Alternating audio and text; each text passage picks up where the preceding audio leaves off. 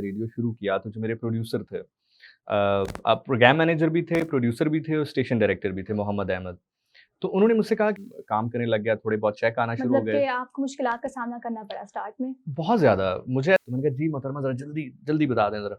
तो उन्होंने जैसे ही अपना हाथ यूँ ऊपर किया तो मेरा नाम लिखा हुआ था। अस्सलामुअलैकुम नाजरीन, देसी टीवी यूएसए और डीटीवी एनएन के साथ मैं हूँ रुमैसा कुरैशी।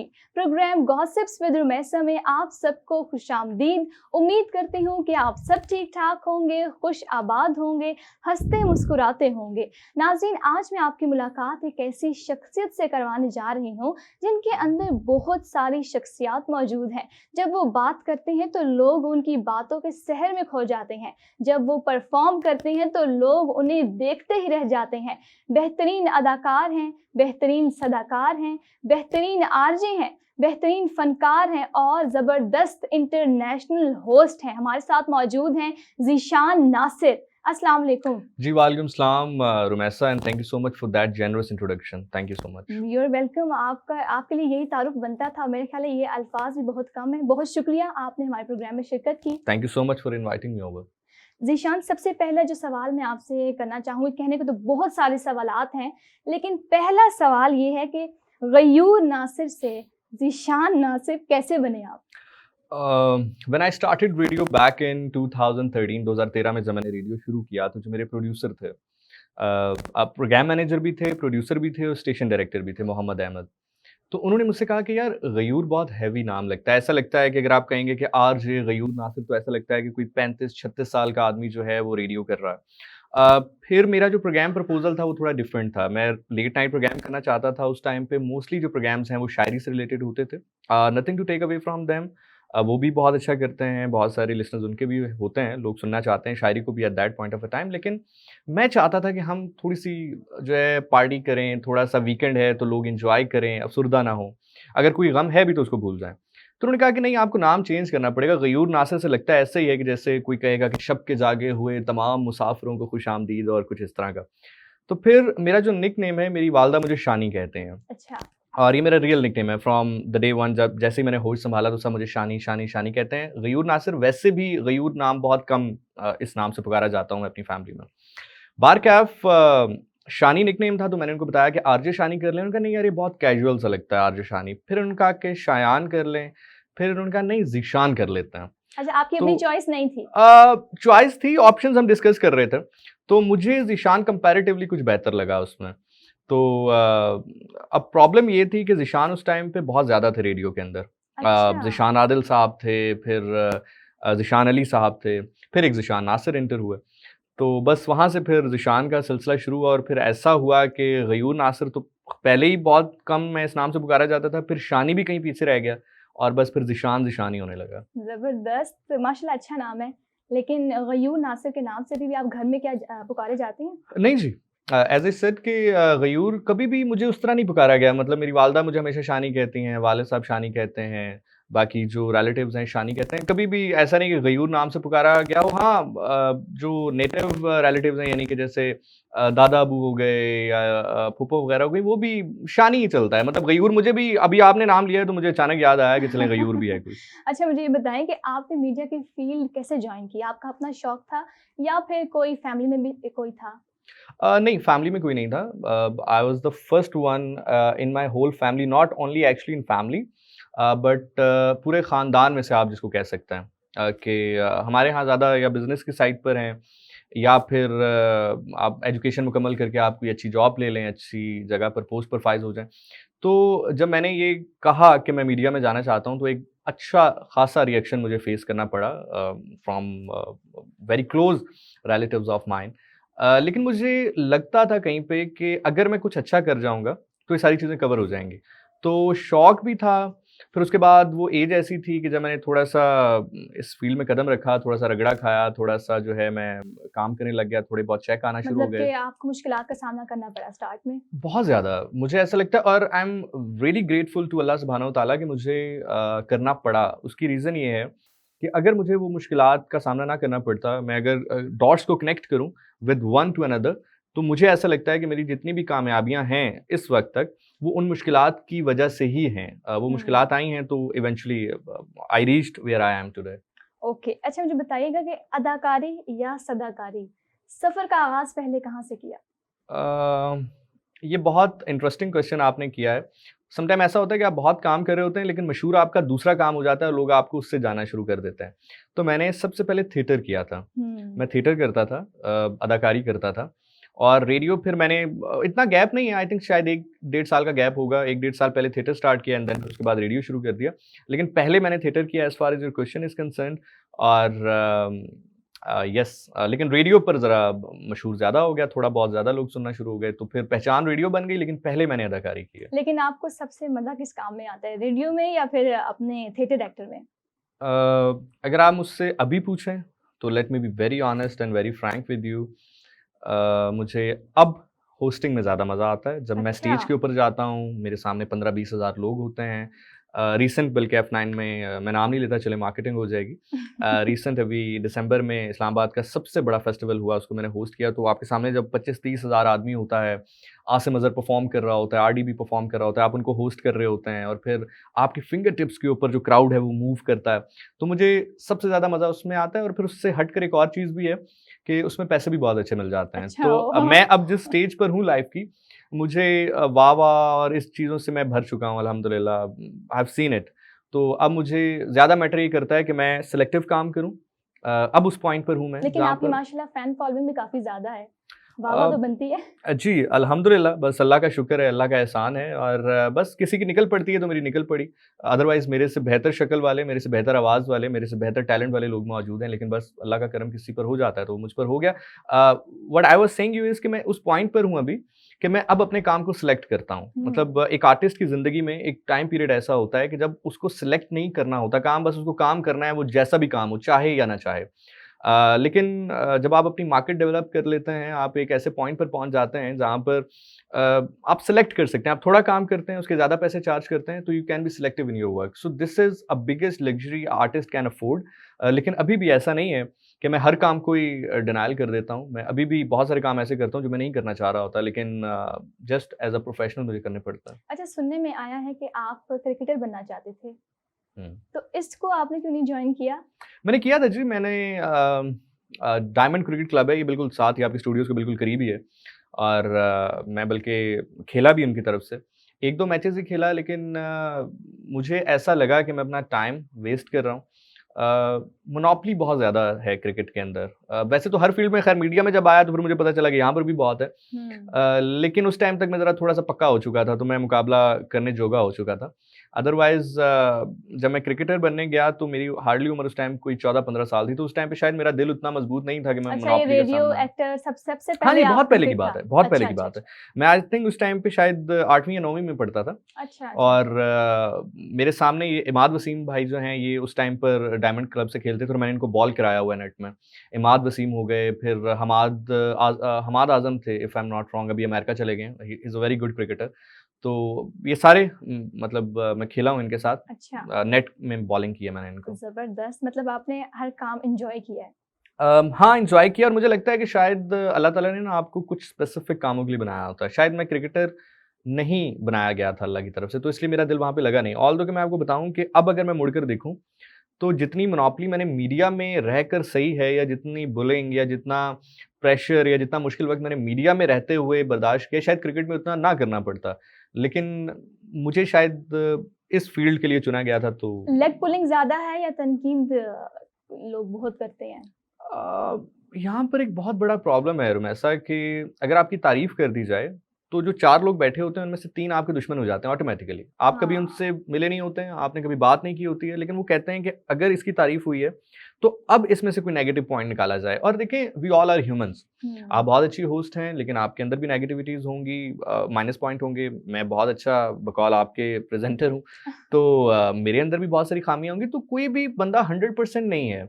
जी। सो इसी तरह प्रॉब्लम ये है कि जब कहीं पर तारीफ होती है तो फिर लोग जो हैं वो खिलाफ हो जाते हैं, लेग पुलिंग भी होती है। हुँ। लेकिन इसका बेस्ट वे आउट ये है यंगस्टर्स ज़ाहिर है इस इंटरव्यू को सुनेंगे, देखेंगे तो अगर आप सुन रहे हैं, देख रहे हैं, तो सबसे इम्पोर्टेंट काम आपने ये करना है कि आपने इसके ऊपर ध्यान नहीं देना। जितना गौर आप करेंगे लेग पुलिंग के ऊपर, उतना आपको ये टीज करते ही रहेगी, परेशान करती रहेगी। Just do your work, just be like a horse with a blinkers on. आपने कभी अगर रेस वाले घोड़े को भागता हुआ देखा हो, तो उसकी आंखों के लेफ्ट और राइट पर ब्लाइंडर्स लगे होते हैं। उसको लेफ्ट राइट नजर नहीं आ रहा होता, उसको सिर्फ अपना ट्रैक नजर आ रहा होता है।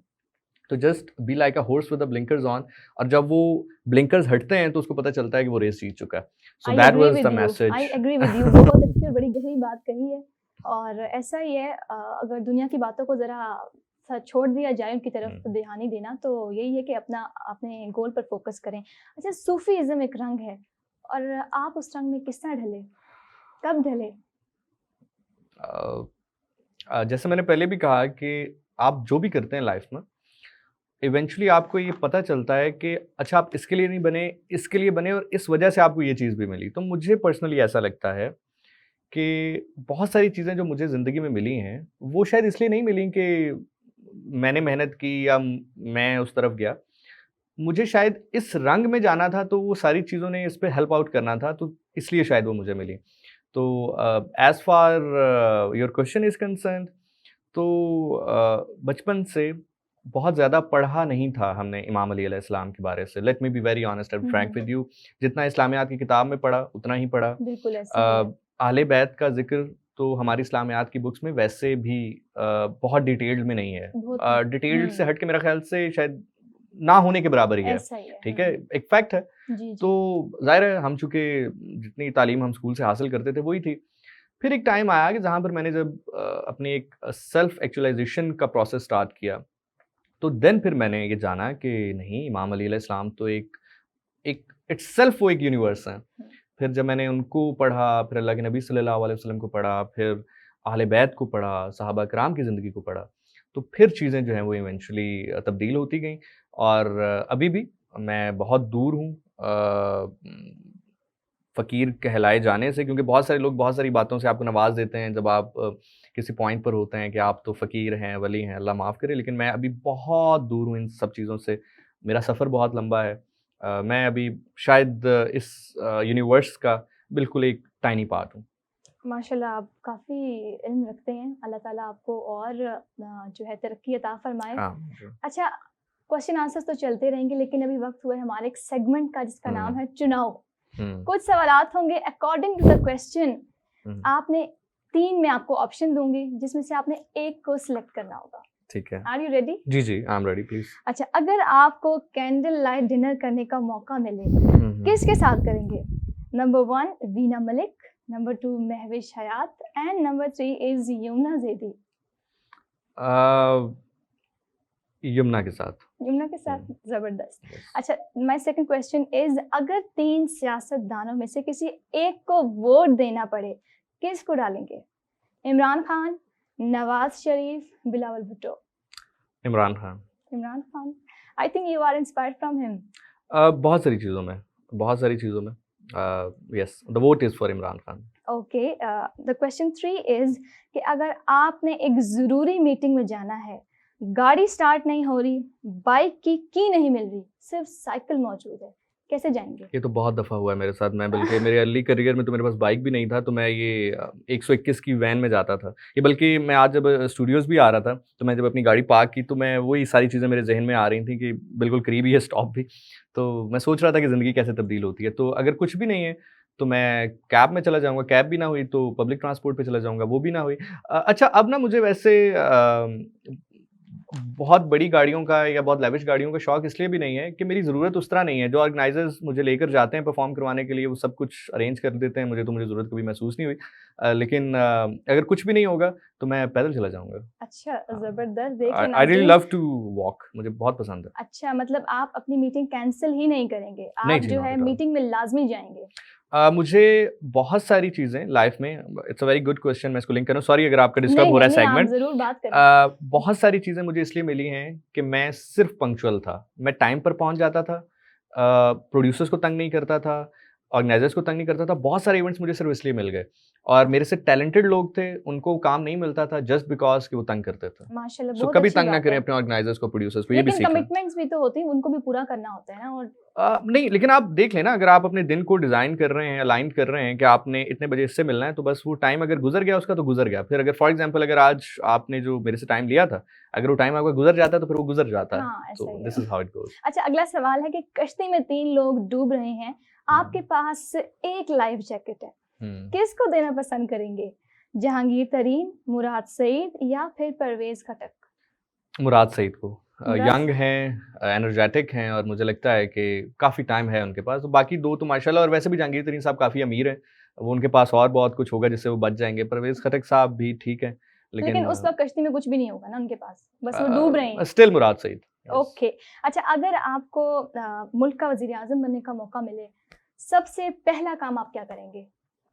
सबसे पहला काम मैं ये करूँगा कि रिटायर्ड होने के बाद आप कोई नौकरी नहीं कर सकते। किसी हुँ। इदारे से अगर आप रिटायर्ड हुए हुँ, हैं तो उसके हुँ। बाद आप किसी इदारे पे मुलाज़मत नहीं कर सकते।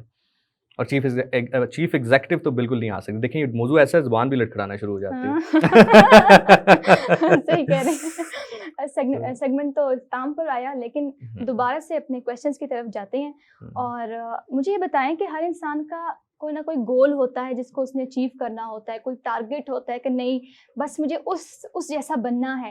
हुँ, हुँ। आपका कोई ऐसा गोल है जो बकेट लिस्ट में भी पड़ा हुआ है या आप उसको अचीव करना चाहते हैं? वैसे किसी की तरह तो नहीं बनना, बट मुझे मेरा कॉम्पिटिशन अपने साथ बड़ा स्ट्रॉन्ग है।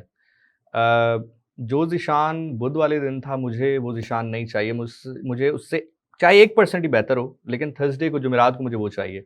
जो जुमेरात को था, वो मुझे जुम्मे को नहीं चाहिए। जुम्मे को मुझे 1% ज़्यादा बेहतर चाहिए। तो मेरा कॉम्पिटिशन मेरे साथ है। एंड मैं बोल दूँ ऐसा, सेल्फ पोम्पसनेस ना लगे, लेकिन I am not here to compete, I am here to rule. Very तो गुड। इसलिए अक्सर लोग कहते भी हैं कि आपका मतलब आप किसको समझते हैं कि आपके आस-पास प्रेज़ेंटर्स और ये, तो मैं अभी फ़िलहाल I am not here to compete, I am here to rule. Very nice, very good. बड़ी अच्छी सोच है। इसी सोच पर कायम रहें और आगे तरक्की करें, हमारी दुआएँ आपके साथ हैं।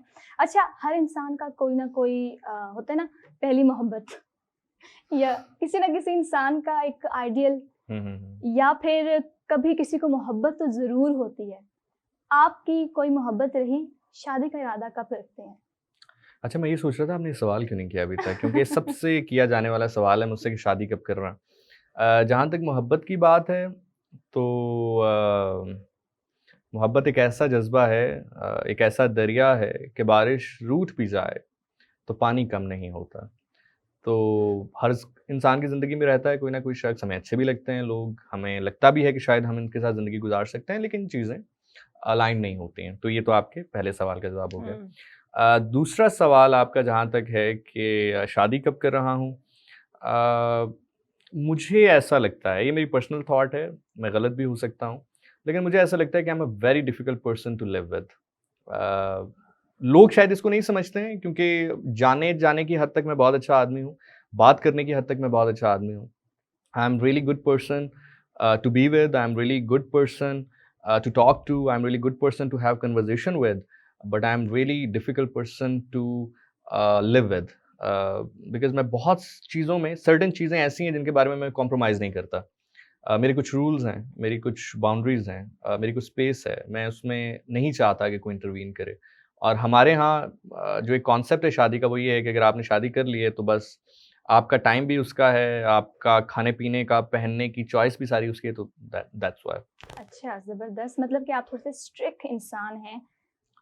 नॉट स्ट्रिक्ट, बट मुझे असूल पसंद हैं ज़िंदगी में। हुँ। लाइक ये ऐसे ही है, मैं बल्कि अक्सर अभी 1-2 दिन पहले बात भी कर रहा था अपनी वालदा से कि इमाम अली अलैहिस्सलाम का पैरोकार या इमाम अली अलैहिस्सलाम के मानने वाले जब आप होते हैं, तो सबसे मुश्किल चीज़ ये होती है कि आपको हक गो होना पड़ता है। फिर अगर एक गलती एक आम आदमी कर रहा है और वही गलती आपके वालिद साहब कर रहे हैं या वही गलती आपका बेटा कर रहा है या भाई कर रहा है, तो अगर आप एक आम आदमी को उसी तरह तनकीदी नज़र से देखते हैं, फिर आप अपने उस क्लोज़ेस्ट रिलेशन को भी उसी तनकीदी नज़र से देखेंगे। So that's why. बाकी बहुत सारी चीज़ें जो कि आजकल सख्त होती हैं मर्दों में, मेरे अंदर उस तरह से मैं सख्ती नहीं करता कि जैसे अगर औरत काम करना चाहे तो ये उसका राइट है, मैं इस पे 100% एग्री हूँ, लेकिन एक सर्टेन चीज़ों के साथ। तो this is how it goes. Okay. अच्छा, माशाल्लाह आपकी फ़ैन फ़ॉलोइंग भी काफ़ी ज़्यादा है। जी। कभी कोई क्रेज़ी फ़ैन मोमेंट हुआ आपके साथ? हाँ, कोई ऐसा वाक़या? हुआ, लेकिन एक्चुअली मैं मोस्ट ऑफ द टाइम, चलें खैर अब तो मैं 1-2 दफ़ा डिस्कस कर चुका हूँ, तो मैं आपके प्रोग्राम में भी कर देता हूँ। मैं मोस्टली डिस्कस इसलिए भी नहीं करता कि लोग फिर इंस्पायर्ड हो जाते हैं।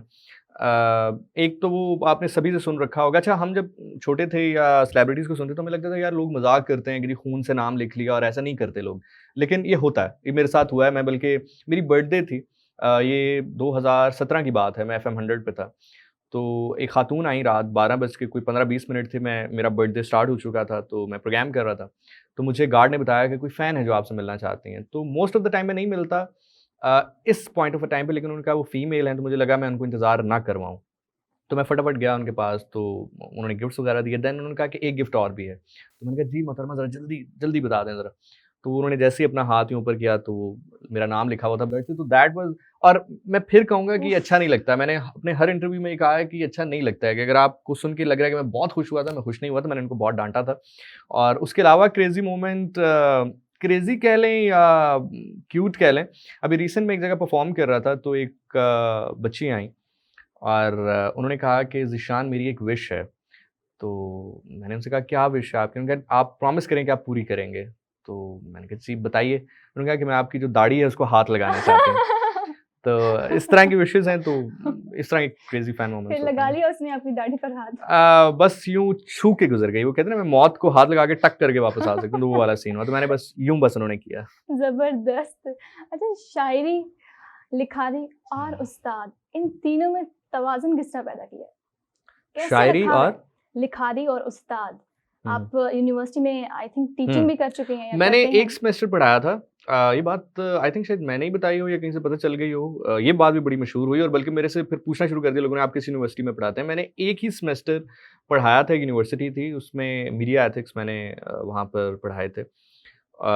मीडिया से रिलेटेड सब्जेक्ट था। तो ठीक था, अच्छा एक्सपीरियंस था। लेकिन अगेन मैंने आपसे कहा कि टाइम कंज्यूमिंग बहुत था। फिर मैं उन टीचर्स में से नहीं था कि मैं जाऊँ स्टाफ रूम में बैठ जाऊँ और बच्चे पढ़ रहे हैं या नहीं पढ़ रहे। तो मुझे बड़ी मेहनत करनी पड़ती थी उनके साथ। तो मुझे लगा कि जितने पैसे वो मुझे दे रहे हैं उतनी मेहनत मैं ज़्यादा करनी पड़ रही है मुझे। तो फिर मैंने उसको छोड़ दिया। अच्छा। तो otherwise it was a very good experience. और जहाँ तक लिखारी की बात है, मैं बहुत सारी अपनी तहरीर अपने तक रखता हूँ, पोस्ट नहीं करता, क्योंकि उनमें बहुत सारी चीज़ें ऐसी होती हैं जो शायद पढ़ने वाले को समझ में ना आएँ। तो वो सम टाइम लिखता हूँ ओकेजनली। और उसके अलावा जहाँ तक आपने शायरी की बात कही, तो शायरी मुझे पसंद है, पढ़नी बहुत पसंद है, अच्छे शायर मुझे बहुत पसंद हैं। आजकल तहज़ीब-आफ़ी बहुत अच्छे हैं और पता नहीं लोग, मुझे समझ नहीं आती कि जो लोग मशहूर हो जाते हैं उनके साथ लोगों का एक वैर शुरू हो जाता है। अब जो शायरी की बिरादरी है, जो शुअरा हैं, हज़रात हैं, अब आप देख लें तहज़ीब-आफ़ी को कोई कह रहा है जी वो शायर नहीं है। वो भई अगर अल्लाह ने किसी को इज़्ज़त दे दी है तो आपको क्यों हज़म नहीं हो रही है? हुँ। तो अली ज़रयून है, बल्कि मेरी 2-3 दफ़ा मुलाकात भी हुई उनसे। तो बड़े पसंद है मुझे उनके शेर, अच्छा लगता है उनको पढ़ के, सुन अगर के। गॉसिप विद रुमैसा के लिए अगर आप अपनी कोई फ़ेवरेट शायरी सुना दें तो बड़ा ही अच्छा लगेगा। या अच्छा। कोई सूफ़ी कलाम? हुँ, हुँ। रुमैसा गॉसिप्स विद रुमैसा के गॉसिप लिए कोई with Shayari Rumaisa, सुनाऊँगा? Hmm. Okay. वो कहते हैं कि ज़िंदगी से यही गिला है मुझे, तू बहुत देर से मिला है मुझे। ज़िंदगी से यही गिला है मुझे, तू बहुत देर से मिला है मुझे। हमसफ़र चाहिए हजूम नहीं, हमसफ़र चाहिए हजूम नहीं, एक शख्स भी काफ़िला है मुझे। तो दिस इज़ वाह, हाउ इट वाह, गोज़। वाह! ज़बरदस्त। इस टाइम मेरे ज़हन में यही आया और मेरा बड़ा फ़ेवरेट भी है ये वैसे। बहुत ज़बरदस्त आपने सुनाया, बड़ा बहुत ज़बरदस्त लगा मुझे, बहुत अच्छा लगा। Thank you so much. Thank you so much for coming. Program के इख्तिताम का वक़्त भी हो जाता है, लेकिन जाने से पहले मैं आपसे गुज़ारिश करूँगी कि जो आजकल की हमारी यंग जनरेशन है, हुँ, सीधे रास्तों पर नहीं चल रही। कुछ हैं 50% जो सीधे रास्तों पर हैं, 50% की ऐसी है आबादी जो कि राह रास्त पर नहीं है। उनके लिए क्या मैसेज देना पसंद करेंगे? रुमैसा मुझे पर्सनली ऐसा लगता है, अ, इंसान को सबसे पहले ये डिसाइड करना है कि सीधा रास्ता है क्या? हुँ। हो सकता है जो सीधा रास्ता मेरे लिए है वो किसी और के लिए ना हो सकता है जो किसी और के लिए है वो मेरे लिए ना हो। हुँ। तो मुझे ऐसा लगता है कि हर इंसान अपनी कैपेसिटी में जो उसको समझ में आ रही होती है, वो बेहतर ही कर रहा होता है। मतलब कोई ऐसा इंसान तो नहीं होगा जो जानते-बूझते हुए अपने साथ गलत करेगा। तो जो भी शख्स जो भी काम कर रहा होता है, वो अपनी कैपेसिटी में बेहतर ही करना चाह रहा होता है। हमारे यहाँ जो प्रॉब्लम रही है वो ये रही है, जैसे भी आपने कहा भी कि हम ये चाहते हैं कि दूसरा तब्दील हो जाए, हाँ जी। जबकि ऐसा नहीं होना चाहिए। मैं चलें आपको एक और राज़ की बात भी बता देता हूँ, एक टिप भी है जितने भी यंगस्टर्स या न्यू आरजेज़ या प्रेज़ेंटर्स आना चाहते हैं या आप आपकी फ़ैन फ़ॉलोइंग आप चाहते हैं बने, कभी भी लोगों को तब्दील ना करें। लोग जैसे हैं उनको उस तरह एक्सेप्ट करें। हुँ। हर इंसान के अंदर नेगेटिविटीज़ हैं, पॉज़िटिविटीज़ हैं। मैं आपके साथ अभी ये 25-30 मिनट से बड़ी अच्छी गुफ्तगू कर रहा हूँ, आपको लगेगा शायद बहुत अच्छा आदमी है, लेकिन हो सकता है मेरे अंदर बहुत सारी नेगेटिविटीज़ भी हों। हुँ। तो ऐसा नहीं हो सकता कि आप मेरी सिर्फ़ अच्छी बातें लेना चाहें और जो मेरी नेगेटिविटी है आप उसे कहें जी ये नहीं होनी चाहिए। हाँ तो जी। When you hmm. Except someone तो आप उसको पॉज़िटिविटी और नेगेटिविटी के साथ एक्सेप्ट करते हैं। बाकी अगर आप चाहते हैं कि मैं कोई ऐसा पैगाम दे दूँ या मैसेज जी, दे जी, दूँ तो पैगाम दे दें। यंगस्टर के लिए मैसेज ये है कि कोई भी काम इंसान के लिए ना करें, आप हमेशा दुखी हो जाएँगे। हुँ। अगर आप ये सोच के करेंगे कि मैं काम अपने वालिद के लिए, अपनी वालदा के लिए, अपनी सिस्टर के लिए, ब्रदर के लिए, बच्चों के लिए कर रहा हूँ, ताकि मुझे पे बैक करेंगे या मुझे रिटर्न आएगा, कभी ना ये करें। जो भी काम करें, अल्लाह के लिए करें। ये सोच कर करें ये बल्कि इसके ऊपर मुझे एक छोटी-सी जो है एक वाक़या याद आ गया। इमाम अली अलैहिस्सलाम से किसी ने पूछा कि मैं अपनी बेटी का हाथ किसके हाथ में दूँ? अमीर हो उसके हाथ में दूँ, खूबसूरत हो उसके हाथ में दूँ, बड़े हसब नसब वाला उसके हाथ में दूँ? तो इमाम अली अलैहिस्सलाम ने फरमाया कि तुम अपनी बेटी का हाथ उसके हाथ में दो जो खौफ़े खुदा रखता हो। क्यों? क्योंकि अगर वो तुम्हारी बेटी से प्यार करता होगा तो उसको खुश रखेगा हुँ। और अगर बेटी से प्यार नहीं भी करता होगा तो खौफ़े खुदा की वजह से उस पर ज़ुल्म नहीं करेगा। हुँ। सो इसीलिए कोई भी काम आप जो है वो इंसानों के लिए ना करें, इसलिए करें कि आपको अल्लाह का खौफ है या आपको अल्लाह ने करने के लिए कहा है। ज़िंदगी में कहीं पर भी स्टक हो जाएँ, फ़ैसला लेना पड़ जाए, क्योंकि हमारे यहाँ अमूमी तौर पे हमारी यूथ फ़ैसला लेने में बहुत कमज़ोर है। हाँ जी। हुँ। तो ये बेसिक टिप जो कि मैंने अपनी ज़िंदगी में सीखी है, अगर आप मेरी ज़िंदगी का निचोड़ पूछना चाहें तो वो ये है, मैं आपके साथ शेयर कर देता हूँ। जब भी आप किसी प्रॉब्लम में फँस जाएँ, जब भी आप किसी मसले में फँस जाएँ और आपको फ़ैसला लेना हो, तो जो बैरोमीटर है, जो पैरामीटर है, वो ये देखें कि इस मामले पे जो आप फ़ैसले लेने जा रहे हैं, उसमें अल्लाह और अल्लाह के रसूल जो हैं, वो क्या उनकी राय है? वो क्या कहते हैं? चाहे आपका वो फ़ैसला इंसानों के खिलाफ भी हो या इंसान उसको पसंद ना भी करते हों, अगर वो अल्लाह और अल्लाह के रसूल के नज़दीक ठीक है, तो बस वो फ़ैसला ले लें। ज़बरदस्त, बहुत शुक्रिया आप हमारे प्रोग्राम में आए, तशरीफ़ आवरी आपने की। नाज़रीन, प्रोग्राम के इख्तिताम का वक्त हुआ जाता है। अपना ख़्याल रखिए, दूसरों का ख़्याल रखिए और देखते रहिए प्रोग्राम गॉसिप्स विद रुमैसा। अल्लाह हाफ़िज़।